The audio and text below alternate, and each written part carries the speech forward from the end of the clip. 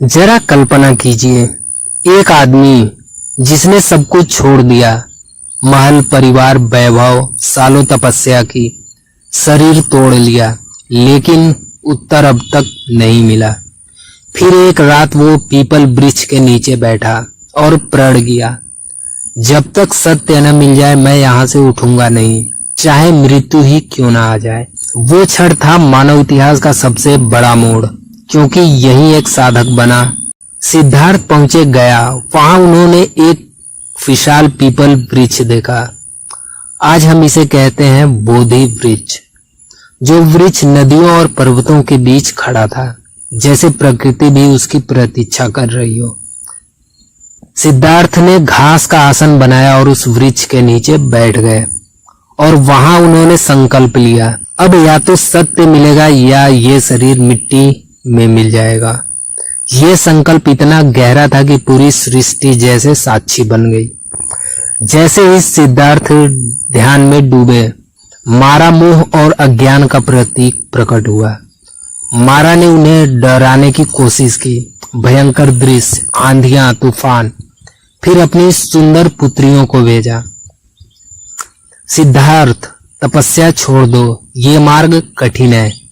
लेकिन सिद्धार्थ अडिग रहे। उनका मन शांत था, ना वासना उन्हें हिला सकी, ना भय।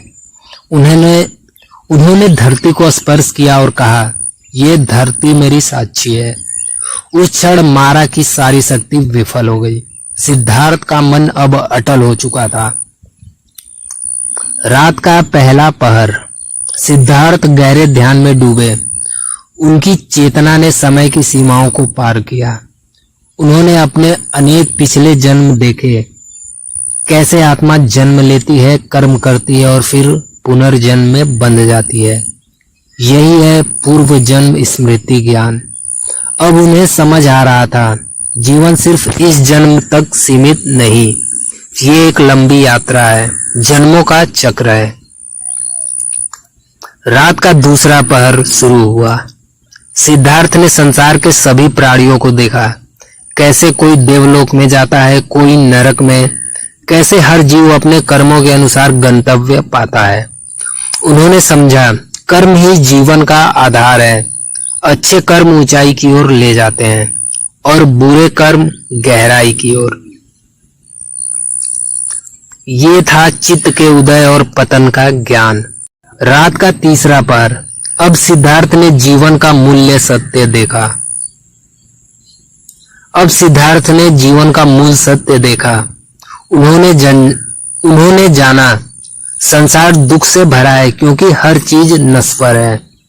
लेकिन दुख का कारण है तृष्णा, और दुख का अंत संभव है अगर तृष्णा का अंत कर दिया जाए। यही प्रकट हुए चार आर्य सत्य।